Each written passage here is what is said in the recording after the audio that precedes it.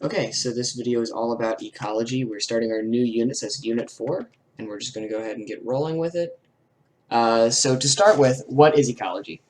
It's the study of relationships and interactions between organisms and their environments. I'm just going to write, if this clicks, there we go, org and env. So we want to know how these interact. Eco means home, so that's sort of like the environment there, that home factor. And then logy is to study, so there's a lot of logies in science. There's biology, study of life, things like that. If we keep going along, this is important. There's two kinds of factors that make up ecosystems. So we have abiotic and biotic. So our abiotics are non-living, and our biotics, these are living. So an example of an abiotic factor could be like the sun or rain. An example of a biotic factor could be like a lion or maybe a tree. So anything that's made of cells for our biotic is going to be, that's living, right? Anything made of cells is living. What's important is that organisms interact with both types of elements. So, I mean, if you think about it, that makes sense. You're affected by, for example, mosquitoes in the summertime, and you're also affected by the rain. Whenever it rains, you don't want to be outside, and mosquitoes kind of make you not want to be outside either. So those are our abiotic and biotic factors. Those are really important. Those are going to come up a lot in this unit. So like I said, our abiotic factors, these are non-living elements in an environment. So sunlight, water, carbon dioxide, oxygen. I'm sure we can think of a few other abiotic factors. The soil might be one. Really any levels of chemicals. So if you've ever been out on a farm, there's something called methane, and it's really stinky. That's actually the really nasty poopy smell that you smell with manure. Cows fart it, which is kind of funny, but it's actually kind of there's a whole lot of ecology stuff associated with methane that if you want to learn about that, you can always ask me, and I'd be happy to tell you. Those are some of the big things that we're going to talk about. Other things like, rocks in the environment might make it harder for like animals or plants to get around, things like that. So we were just doing this a little bit. What other abiotic factors can you think of in an environment? And if we were to think about the environment around a city on a hill, what kind of things might you come up with? Obviously we've got sun and water and things like that, but we also have concrete. I think I spelled that right. For sidewalks, we have bricks. We have, cars, which are leaking oil and other nasty stuff into the environment, and that nasty stuff is not alive.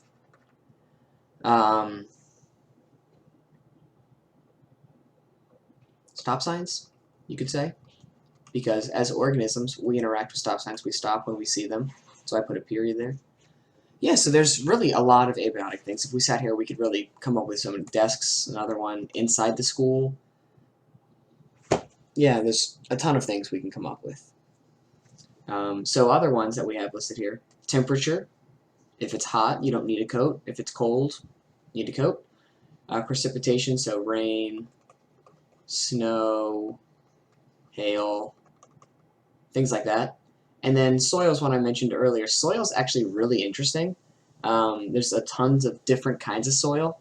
And if you're interested in learning more about different types of soil, please come see me. I would love to talk your ear off about that as well. Okay, so now we have our biotic factors, which are the living things. All the living things in an environment. So bacteria, animals, plants, fungi, protists. Now, if we were to break these down, let's just go ahead and say what's a prokaryote and a eukaryote, get a little bit of Unit 3 review. So bacteria is going to be a pro because there's no nucleus. Animals, plants, fungi, and protists, all of these are eukaryotes. Remember, euc, nuke, and then pro, no. That's how I like to remember it. Bacteria, really, really small. These other cells, they're bigger. So let's think of some examples of biotic factors and how they might affect an ecosystem. So for example, if you were in the woods and you heard like a strange animal growl, how would you react? I would hide or run. I don't think I need a comma there, but let's erase it. Personally, I don't want to get eaten by something, so I would hide or run. If I saw like a really pretty butterfly or flowers, I might stop and take a picture. What about if you were like a deer in the woods? Let's think about what biotic factors might affect you as an organism, and let's take it all the way up to the ecosystem level. So if I saw some good-looking plants, I might eat them. Have a little snack. And if I eat a lot of these plants,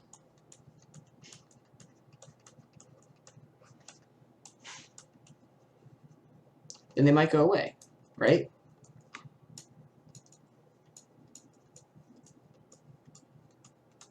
Which might not be that good. I don't think we really want plants to be disappearing.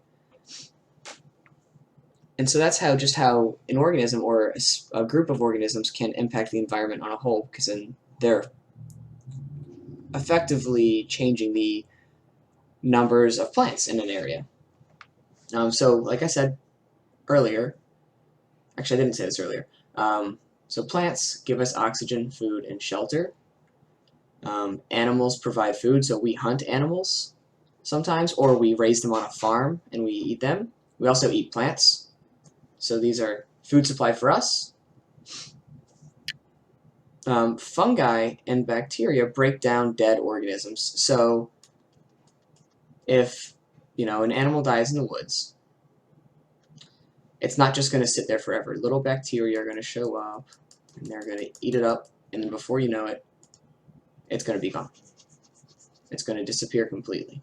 And that's because so many different little organisms, fungi and bacteria, came over and they broke it down that it completely disappeared. It's kind of fun. The way I like to think about things is you are more alive when you're dead.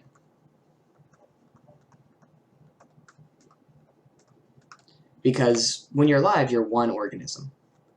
When you're dead, I'll put alive. When you're dead, you're millions of organisms.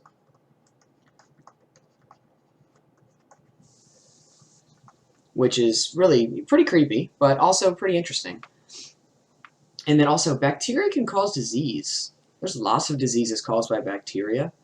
A major one is E. coli, which comes from fecal contamination, so poop contamination in our foods. There have been huge outbreaks of E. coli in different vegetable and meat industries because something wasn't cleaned properly. But bacteria can also be really helpful. So can fungi. Actually, fungi are in something called penicillin. And penicillin is our #1 antibiotic, which means it kills bacteria. Penicillin is our #1 antibiotic.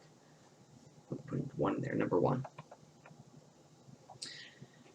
So if you remember, let's just stop here and let's just look at levels of organization. So we've talked about that before. Remember, we have atom, molecule,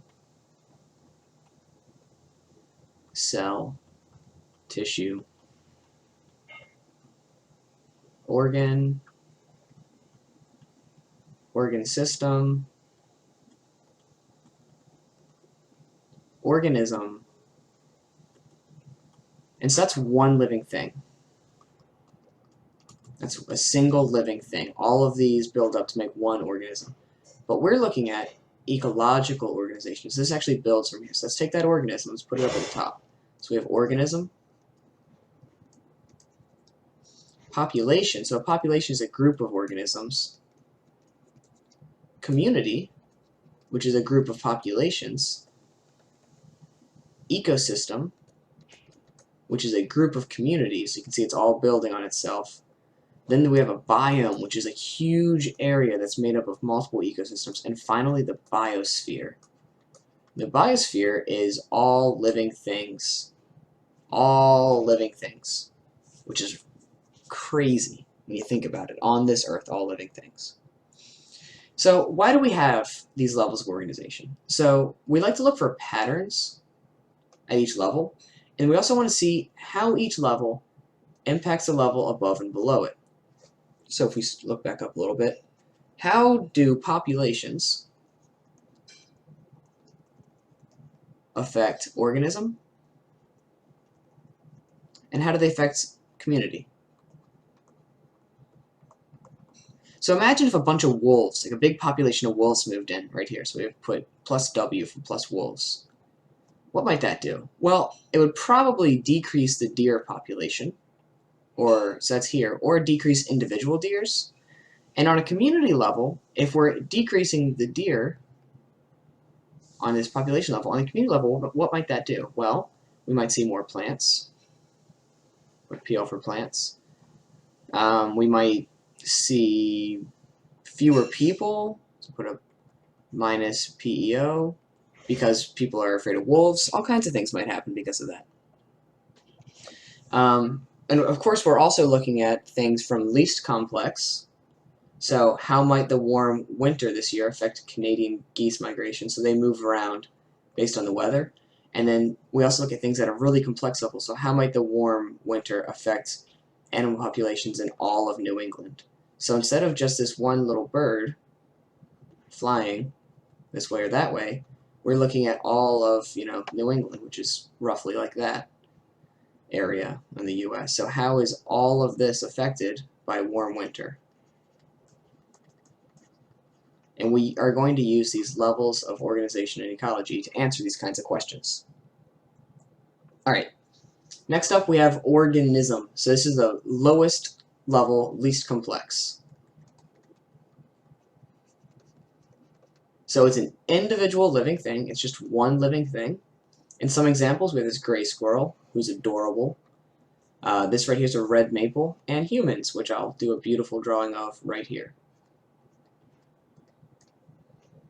There we go, we have some humans, get some hair on there. It's a nice looking person.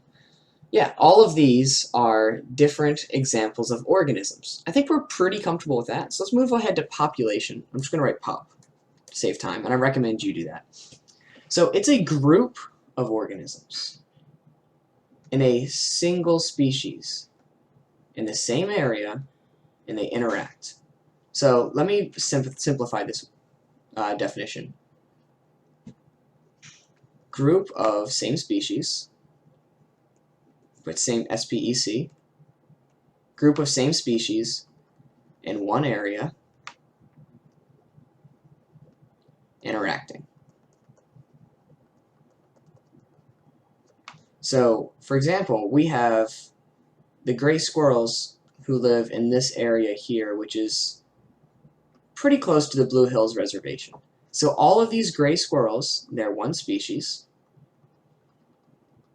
They live in one area, and they interact. So some examples of those interactions might be fighting each other for food or shelter. They're probably mating, keeping the population alive. They might be working together in some situations to store food, although you don't see that a whole lot in nature, which is interesting. So if a pop is a bunch of one organism, then a community, all the pops of different species, and I'm doing a lot of abbreviation here, in one area, interacting. So we have, for example, all the species that live in the Blue Hills Reservation. So that would be squirrels, people,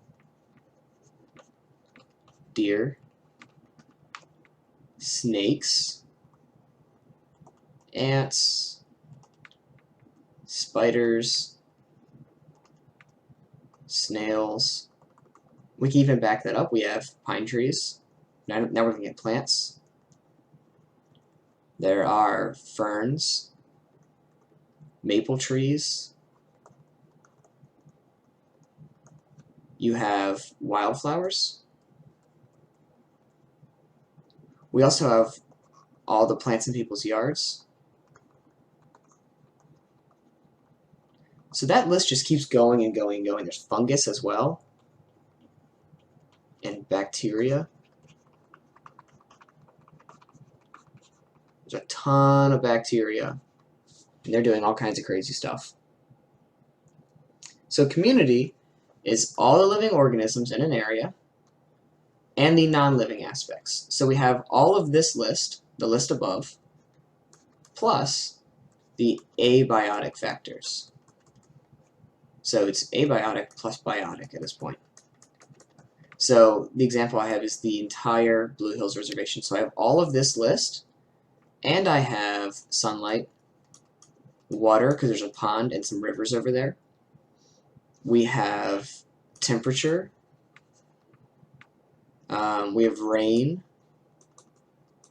There's a ton of different things. There's roads, trails, all kinds of different non-living things in that area. Biomes, and I love biomes. It's a specific environment which has specific living things and a specific climate. So right here, this is a deciduous forest, and what that means, these are the trees that lose their leaves. You don't really need to write that down, but I think it's cool. Oop. And the reason they do that, they're actually in a certain place on the globe. They're right around this like sort of middle area. So this is where the deciduous forests tend to be. And they lose their leaves because of the tilt of the earth in different seasons. They don't get enough sunlight. So they have these very specific conditions that make them act like that. We also have, I'm going to do like a big zigzag here. Right through this area is where you have tropical forests because they have a lot of sunlight. As you get higher up, we have another kind of biome. These are like, they call them taiga or coniferous forest. That's a bunch of pine trees, which they don't lose their leaves.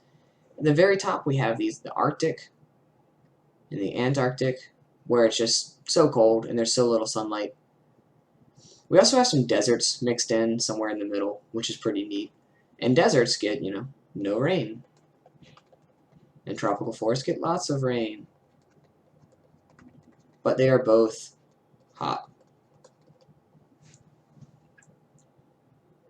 So here's sort of that map I was drawing. I'm going to point out some things. So this right here, this would be like a big grassland area. This is a deciduous forest. This is where we live in this deciduous forest. And again, we have a deciduous forest out on the west coast, which goes up a good ways.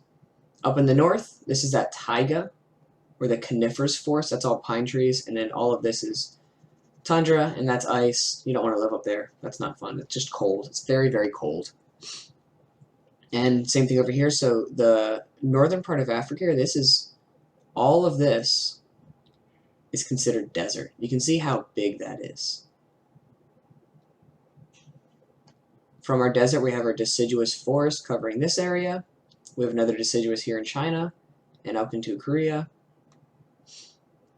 So you can kind of see trends across here. Like our tropical rainforests tend to be right around this area, in between these lines. The tropical forest here, tropical forest, tropical forest, tropical forest. So those tend to be in those areas.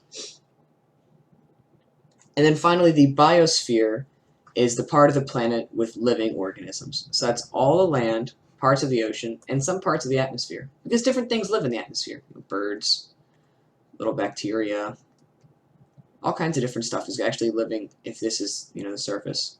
Lots of stuff lives up here in the clouds. Which is, it's interesting. You don't get to see that too often.